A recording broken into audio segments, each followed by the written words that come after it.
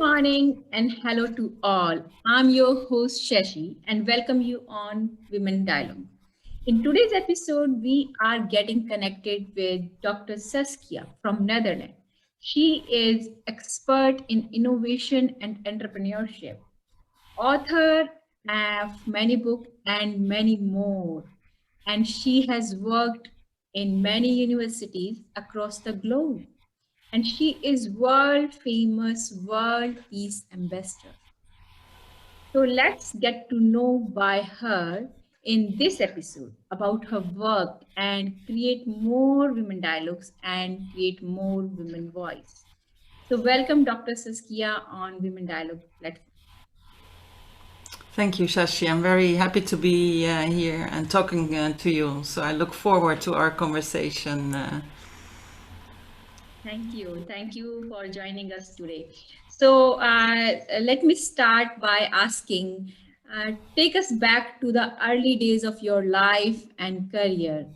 How did you figure out what was important to you and how did you approach going after it? Yes, to understand my choices in life, I have to tell a little bit about my upbringing. So my parents, I'm born in the Netherlands, but both my parents, they sought a life of adventure. So when I was 1 year, I left the Netherlands and I was raised in different countries in South America. So my whole childhood and adolescence, I was living in different countries in Mhm. Colombia and Argentina and Brazil. And this has been very defining in my life. Mhm. And I loved studying. I was always a very curious child that wanted to understand how things worked. Oh, sorry, I somehow there is. What I'll do is, I'm sorry. No, that's fine. Yeah, sorry about that. So I was always a curious child, and I was also always very, because in those countries there was a lot of poverty. So already as a child, I was very busy with the injustice in the world. But Mhm. so I studied sociology, because I wanted to understand, how society works and what drives people. Mhm. And I started my career for working for a large multinational, Philips. So I started Mhm. in the private sector. Mhm. But after a couple of years, I discovered that I love studying so much. So I studied business administration. And there I got really the hang of it. I thought, oh, I really want to specialize in something. And that's when I decided to do my PhD Mhm. on also trying to understand how innovation works in organization and how Right. you can also structure it and organize it in such a way that people enjoy Mhm. doing it and it's more successful because 1 out of 10 innovations fail, so the failure rate is very high. So this Yes. is what I wrote about my dissertation. Wow. Oh, that's so unique way, and I love the way that you explained about your curiosity, how it lead you to learn further and to know about this our world and our society, and to get your PhD in innovation. That's beautiful. Uh, as you worked for refugees, vulnerable group as well through your foundation. So tell us about your foundation and its work. Yes, as I say, to understand why I set that up, that has to do first of all with my upbringing, because from very close, I saw what poverty meant. You have to Mhm. be, and this is also something which is normal in India, but it's not normal in the Netherlands. But we also have had someone in our home taking care of us, cleaning our house. She was a Right. cleaning lady. But Mm-hmm. it was someone I really loved. She was very Mm-hmm. dear to me. So once she took Mm-hmm. me to her home, and she was living in the slums. She Mm-hmm. was living in one of the biggest slums in the city. And I Mm-hmm. remember that as a child, I think I was 8 years or so. I thought, wow, this is the world where we were living and where she was living. The gap was enormous. So that made such an impression on me. And I Mm-hmm. never forgot that. And later in my life, I also adopted my daughter. She comes from Colombia. Mm-hmm. And Colombia is also one of, at that time, she's now 22, she was 4.5. Mm-hmm. Colombia is one of the most dangerous countries in the world. You know, they've had a civil war for decades, and so she's really also the victim of that situation of poverty, of war, and we adopted her, and somehow it always was part of my life. This being connected with the vulnerable and people that were suffering the consequences of conflicts. So it was in 2010 that I worked as a volunteer for an organization that worked with especially women refugees. It wanted to support women refugees to participate in society also and get access to education. And I started volunteering by coaching a woman from Rwanda. And we set up a project which was financed by the European Union. It was a project of 2 years with 5 organizations in 4 different countries. And there, together with a colleague, we met with hundreds of refugees from all over the world. Wow. And after that project finished, after those 2 years, I decided to set up Faces of Change. I thought I want to focus, because I felt also that the way that we approach not only refugees but also the vulnerable in society is as victims. And of course they are victims, but they are also a source of talent. You know, it's not, the war is not who they are. The war is something that happened to them, or the loss of their incomes, or you know, the loss of their livelihood. So in our programs we always focus on empowerment, leadership, and entrepreneurship. So since then we've developed several programs, all geared at trying to start your own business, whether it's an NGO or it's a private company, social enterprise, it doesn't matter. Yeah, like here you touched a lot of point about your work and about your passion for working for those vulnerable group and how to give them voice. So what are your core leadership values, and how do they do they influence and how you show up in your professional or personal or community settings? Yeah, leadership for me has very much to do with tapping into your inner source of strength. And this is something that I also had to discover, because of course I had read a lot about it and learned a lot about it, but I had to discover it also through a personal experience. And that was also, I think, more than 10 years ago. I got seriously ill, very ill. I had a severe burnout, but what was worse, I had a very rare disease, a virus which there was no cure for, like now in a sense. And it was a very frightening period. But because there was no cure for that illness, it was called Q fever, and Q for question mark. Right. I really had to go inside and find the strength within myself to get out of that situation. Right. And this is also when I started reading a lot about the leadership lessons of Mandela and, you know, similar people who had to face very serious ordeals, and how did they do it? Right. And this is where I discovered you really have to find your inner strength. And this is what we say to the refugees we work for. You may have lost everything, but you still remain you. And the challenge is to refine that source of strength that is in you, that also brought you.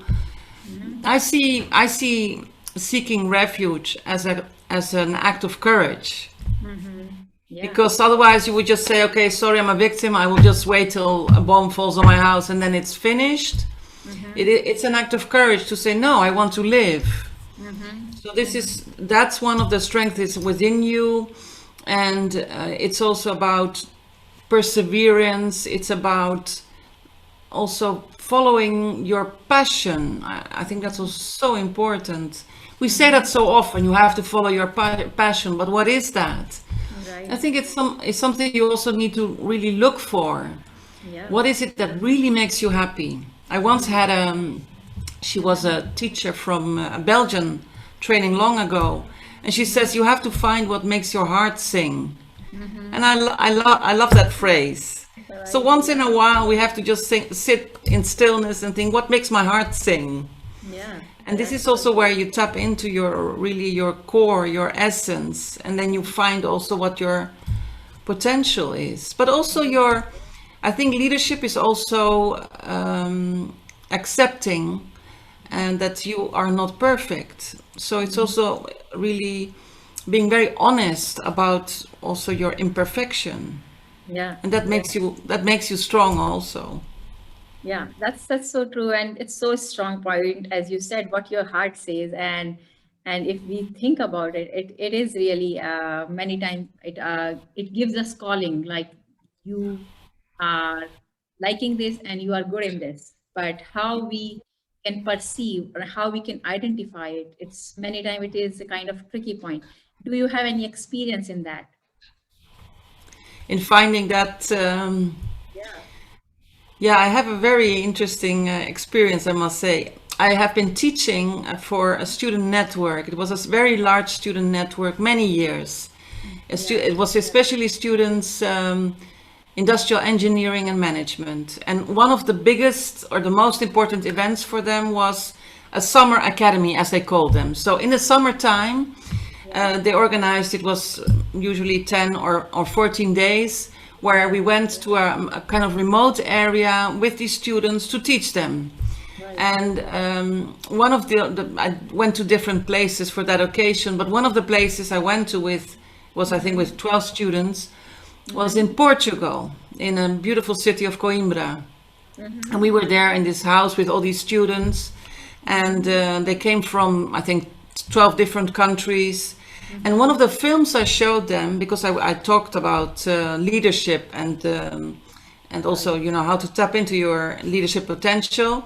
I showed them the film, and I had never watched it yet, The Hero's Journey from Joseph Campbell. It's developed, the film is kind of a documentary on this, yeah, kind of mythical figure that Joseph Campbell has developed, this hero's journey, which basically says that our journey is like a hero's journey. So I was showing this documentary in which all kinds of people were interviewed to the young people. And one of the very defining moments in that hero's journey, or you could say what is important in that journey, is to find your bliss. So in that journey, you are faced with all kinds of challenges, adventures, obstacles, and you have to overcome them. But the ultimate goal is to find your bliss. And I remember that I was watching that with the students, and then I thought, but I'm not living my bliss. I'm teaching these students and telling them that they have to find their bliss. But what is my bliss? Yeah. So then I started to really think, and I always have loved writing. Yeah. I've done that as an academic. So my academic work, I've written many articles and books, and even in my academic work, people always said you have such a very transparent way of writing. But I had never written a novel or anything, Right. and this was really my dream. I wanted to become a writer. Yeah. And there and then in that place, I said, I'm going to, and I said it to the students. I was very honest to them. I said, I'm telling you to find your bliss, but I have taken quite a while. Yeah. And I said, I'm going to write a book. And I knew what I wanted to write about. And in 2018, my first book was launched. So I had to find a publisher. I had to go through the whole process. I had to learn, you know, to write non-academic books. So I went, I was coached by, she was a woman, a very well-known writer, and she lived in Portugal, in the mountains in Portugal. Yeah. So there I went with my laptop, and she taught me so many things. Yeah.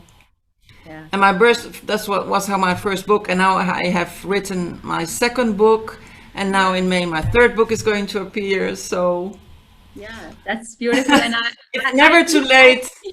It's never too late to find your bliss. That's for me the lesson. That's so beautiful, and it is really a powerful message that how you find your blaze and how one can look forward to find their own blaze and to discover further their own journey and Yeah. learning and all sort of. And I remember because I'm following you quite long and I'm seeing your publication and your books. So tell us some of the key points about your recent book which is published just now. Well, my last book, the book that is going to be published, is more kind of it's a more an academic book, but very accessible.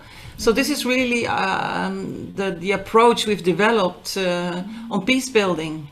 Yeah. So, of course, I've always been working for the last decades with Yeah, yeah, as you people are in World Peace Ambassador also, so yeah, well, this definitely is why, I I I was approached. So we have developed an approach which starts with also you as a peace builder. If you look yeah, at peace building, the dominant paradigm is really top down. You have these institutions like the United Nations, you have yeah. NGOs. I want to make it very personal. So it Mm-hmm. starts with us, and if we individually all commit to peace, then Yeah. something starts to happen.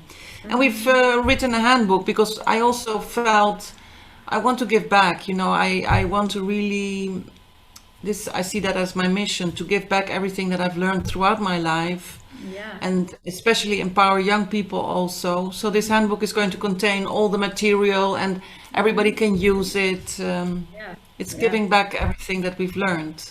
Yeah, I can understand and I can relate. Like as you said, you grew up in different places from your childhood till now, and you have seen quite a lot different kind of poverty. You can have seen different kind of societies and culture, and maybe many more key issues about peace building and all. So bringing your own humanistic approach, I can say, in the peace building program is really important and powerful. And I think many of in internationally we all have to learn about that. So is there any particular technique or tools did you mention in that? Well, for me was a very eye opener also that pieces, or you could say conflicts, always start between people, Mm-hmm. and it Mm-hmm. kind of erupts, then it grows bigger. But so Yeah. we have to understand how conflicts occur and how they can escalate. And this can Mm-hmm. even be domestic violence. For Yeah. me, domestic violence is also a form of war in the family Yeah. unit. Yeah. So war is not only, very abstract Right. with people, armies fighting. It can be at a very small scale that already, if you are Mm-hmm. confronted with this form of violence, let's say domestic violence, as a child, you see this has Mm-hmm. an influence on your way of what you've seen, but also on how to solve conflicts. Mm-hmm. And I'm inspired by Skilla Alworthy. She's written a book, A Business Plan for Peace, and she says conflicts always starts with humiliation, and this leads to anger, aggression, and then kind of it escalates. It's a cycle of violence. Yeah. And we've come to believe also in our world that wars are somehow justifiable, Yeah, it's Mm-hmm. justifiable to have armies, to invest in war, to solve conflicts with war. But Mm-hmm. in a sense, it's you could say it shows how we fail to really resolve conflicts at the source, because then it Mm-hmm. doesn't escalate, Yeah. Yeah. and That's that's what we so should true. try to do. Mm-hmm. And Yeah. yeah, as I say, domestic violence is a very ugly form, but this is also where it starts, and then somehow it grows bigger than gangs, and then nations, and then the whole world is fighting with each other. Yeah. And this is I what this cycle, we have to break this cycle. Yeah, I totally understand because it reminding me about my first book, which I published about domestic violence against women, and I wrote it mostly about in India, so I can understand how in bigger way we can take it because I was bringing a lot of social, political, economical, and mental all kind of issues around those victim and those are suffering so what kind of reasons? But if we see in the peace perspective, it is altogether new thing for me as well. And I definitely would love to see in that way. And if I'm thinking right now, I can feel yes, yes, it is. It's really amazing tool, like how one can see the core of the things, a part of bringing many other issues. Yes. Yeah, you have to really bring it down to its Yeah. most basic essence, and this is, yeah, what, how come, and you, yeah, you are more knowledgeable. This is, it's a conflict, and it's Yeah, just a matter of the scale, but it yeah. starts always between people. And Mhm. this is what we have to break this cycle of violence. Yeah, yeah. Yeah. And and when you're talking about this, peace building and bringing the code, did you find some way it relates your passion or your work with working with these refugees and vulnerable people as well? Do you find some sort of way? Well, of course, when you speak about refugees, they're always the victims of war. So in a sense, it really has also for me been a journey of learning. You know what it means if you have to suffer the consequences of war, and how do you remain standing also, and how do you maintain your humanity. So that this has been Yeah. really, and what I discovered, and this is why it has become so important, it's also through my work with them and also knowing them, they're part of my life, that I discovered it's the importance of also the individual in trying to change things. I very much believe also in the power of individual that Yeah. can bring a chain of reactions in motion, Hmm. because this is what I've seen. And I think that this is what we somehow, we don't tap sufficiently into it. Yeah. We don't have, we haven't learned, also we don't educate our children to believe, yeah, but you are capable of really bringing change into the world, even Yeah. with small acts of whatever you want to do. Yeah. And Yeah.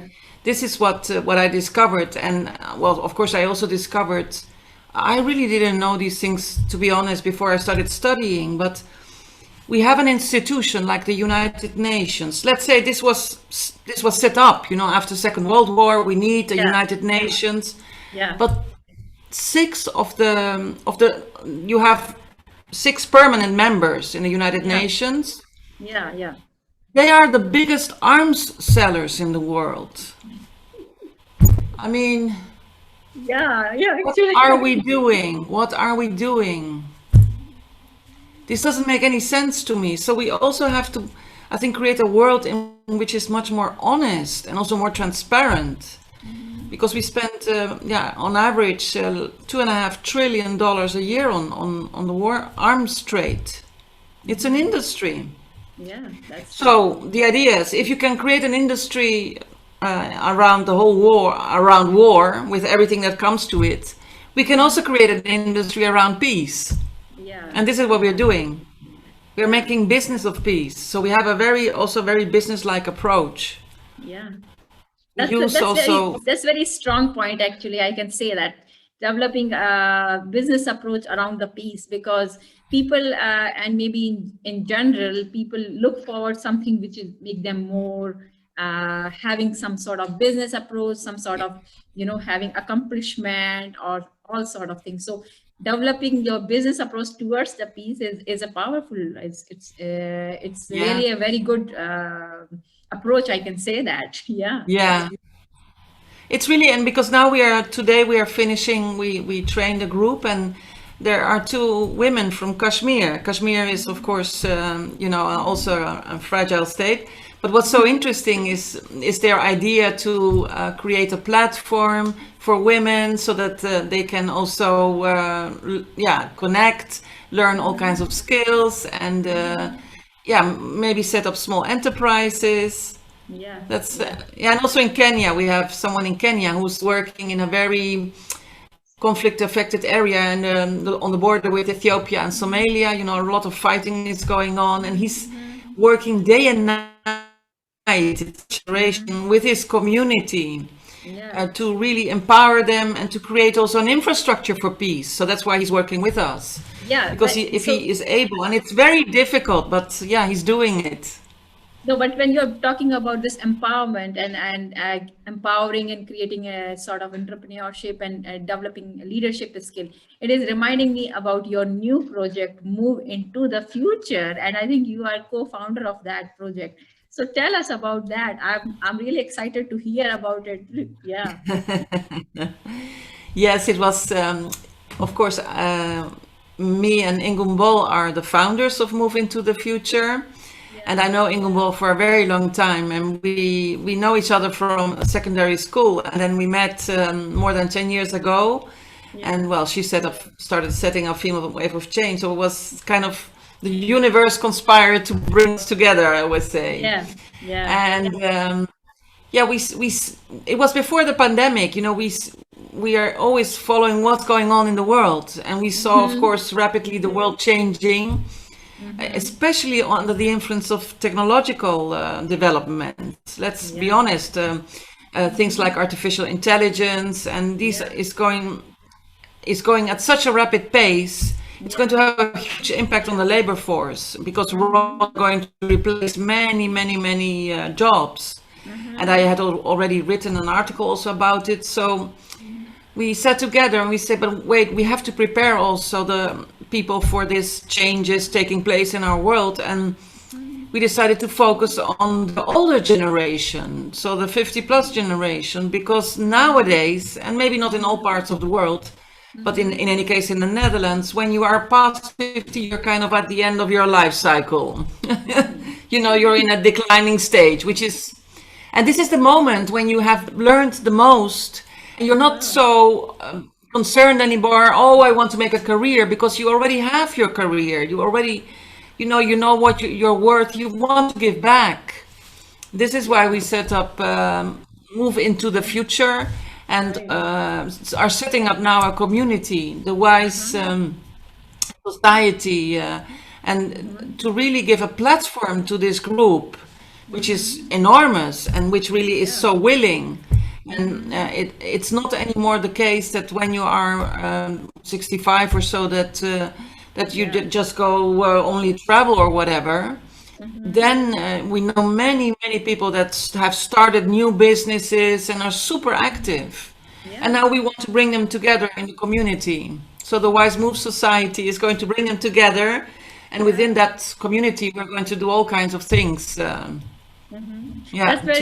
very wise and a very strong move, I can say, because if we are talking about not only Netherlands, but we have many powerful lesson to learn, like our current president in United States, President Biden, who is having such a powerful job and in such a late age, right?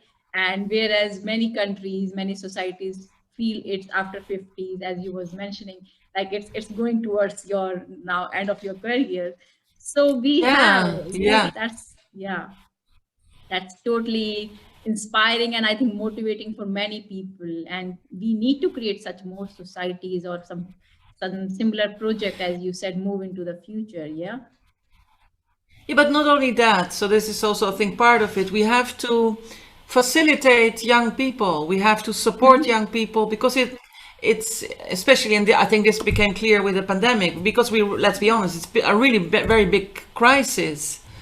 So also we have to support young people so that they can take the lead and also give direction to the transformation the transformation process we are in. And they need our wisdom, they need our knowledge, they need our experience. And instead of setting up all kinds of roadblocks to not allow them to enter the labor market, because that's still happening. Young people still hear, we are not taking you because you don't have experience. Well, I think this is the most stupid phrase I've ever heard. Of course you don't have experience. We all started from scratch. So it's, this has to change. We have to say, okay, but I'm going to give you an opportunity. And you have to reach for the sky, I would say.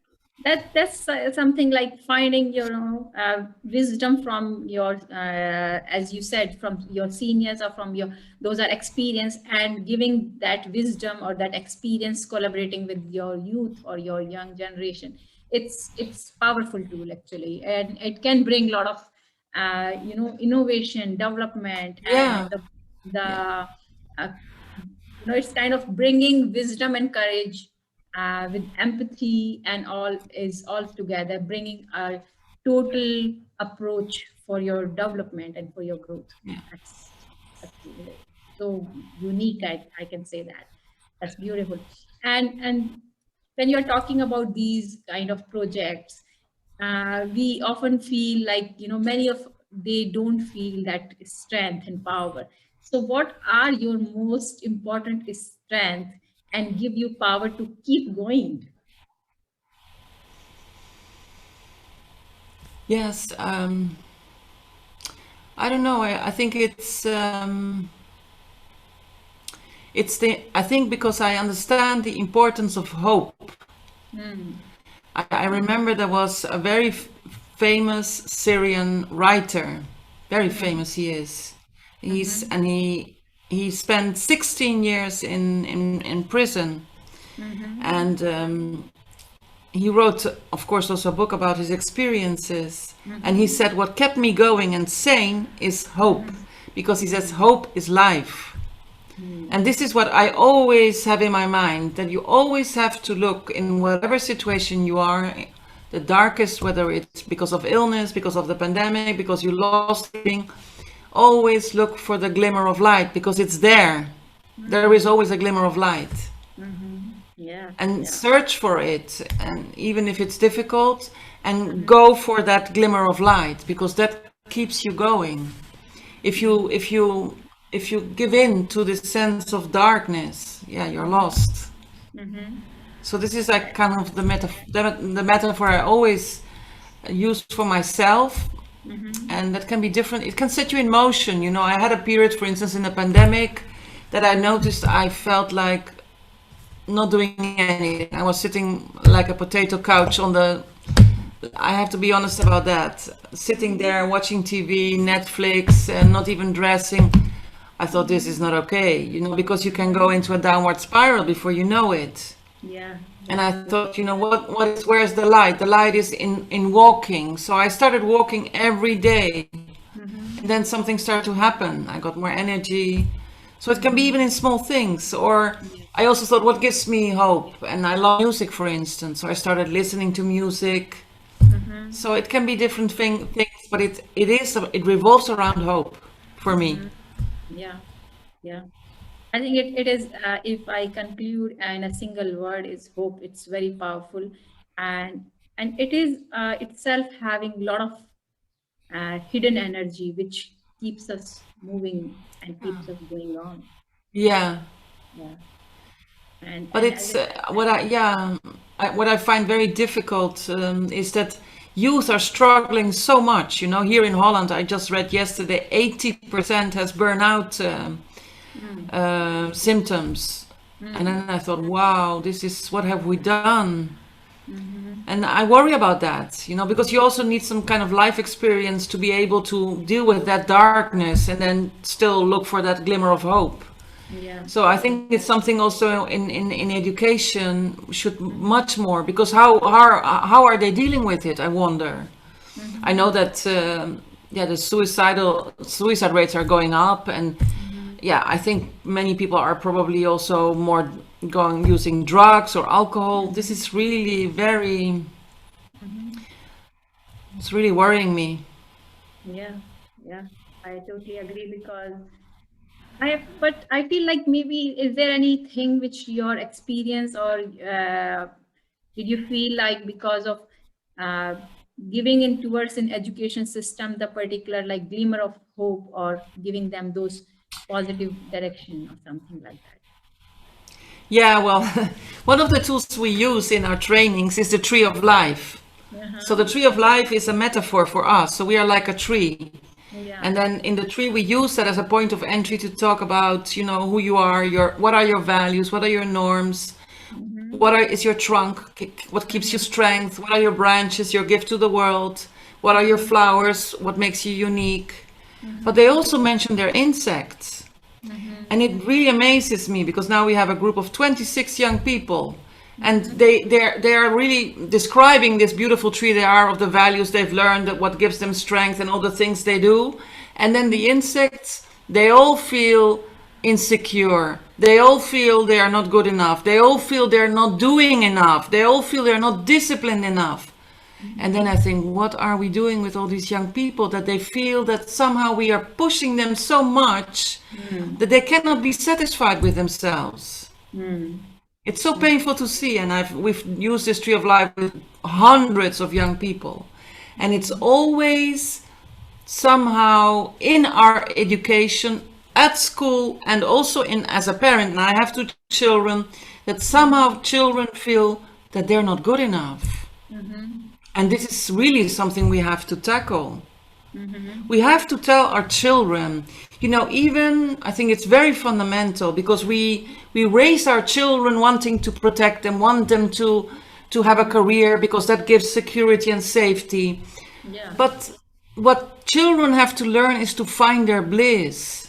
Yeah. And if their bliss is that they want to be, I don't know, a pop singer, earning very little money, become a pop singer, because this is what makes you happy. Yeah. We shouldn't teach our children that they all have to become an engineer, a doctor, or because this makes them so insecure, Yeah. because they feel they can never fulfill that. And what's worse is, they're not living their own life. They are living the life of what people are expecting of them. Yes. And then it's not your own life. You're not living your bliss. Yeah, that's so true. And I this think is what we learn. Yeah.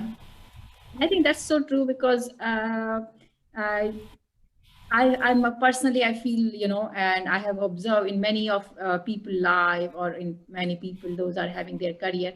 They have their career, they have their job, but they don't have that, as you said, the blaze, and they don't have that uh, keep going on, that inspiration, that motivation. It's keep getting dimming, and even though after having those all things, they don't feel satisfied and happy. So that is very important. Like as a parent, I am also a parent of two kids, so how we can give them that sense, like what is your bliss and what way you want to see Yeah. yourself, to give them that sense, so that they can make their life, whether it is they are earning more or less, but they can make their life fulfilled and happy. Well, Yes. and it's also beautiful to see, that the children, they love their parents so much. So they have learned such beautiful things also from their parents. But Yeah. unfortunately, they've also learned from us, because we strive for security and safety for them, that it's never good enough. So we have to kind of, yeah, allow them to make their own mistakes, allow them to also fall, allow them to pick up the pieces, Yeah. and just say to them, well, I'm here when you need me, but you are allowed to make your own mistakes. You are allowed to fail. And it's okay if you fail, because this is how you learn. But we only reward good behavior, and we punish what we see as bad behavior. But you learn the most from your failures. You learn the most from your mistakes. Yeah. So in a sense, we should say, well, great, this is a hard lesson, but it's a lesson. Yeah, that's so We true. still have a long way to go, I think. Oh, definitely. That's really important, and as well as you said, how parents give them the particular sense of their being on, whether they are doing good or bad, or whether they are doing they are failing or passing. They are Yeah. giving them that sense of being independent and appreciating those. That's very important. But before finishing, I would like to ask, what is your message to our audience to learn from your life, from your experiences? What one message would you like to give? Well, I think it's a wonderful initiative that you have, the Women Dialogues. And I think women have to be more daring and bold in a sense. I think still we are a bit too shy, and we spend too much time in trying to also heal our wounds. And we have many wounds. But it's also, I love this concept of kintsugi. It's a Japanese concept of kintsugi.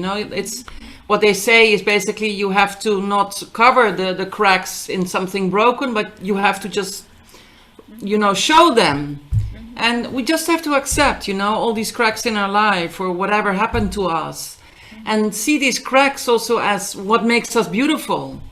And just step into who we are and be bold and daring. And okay, we may fall, we may make mistakes, but yeah, so what? We are such perfectionists, and perfectionism is really a very big trap and a very big pitfall, because you can stay within that, this train of behavior of, oh, it has to be perfect. It doesn't have to be perfect. As long as it's authentic, it comes really from deep within, then it's okay. Yeah, it's so beautiful advice, and I can say it's really very important and very powerful message for especially for women, as you touched about the perfectionist, about how you give glimmer to your imperfectionist in other terms, like as you was mentioning, and it was reminding me another time when I was reading one article, and in Japan the same way, like how they you know bring those imperfection even in their crockery, when it gets broken, they Yeah, go and they make it with some gold and yeah, plaster. It's so yeah, beautiful. That's yeah, so carrying your own imperfection and bringing yourself is, I think, make us more authentic and more beautiful with. yeah. And more real also. Yeah. Yes. So I think that women should lead the way also. Yeah. Yeah.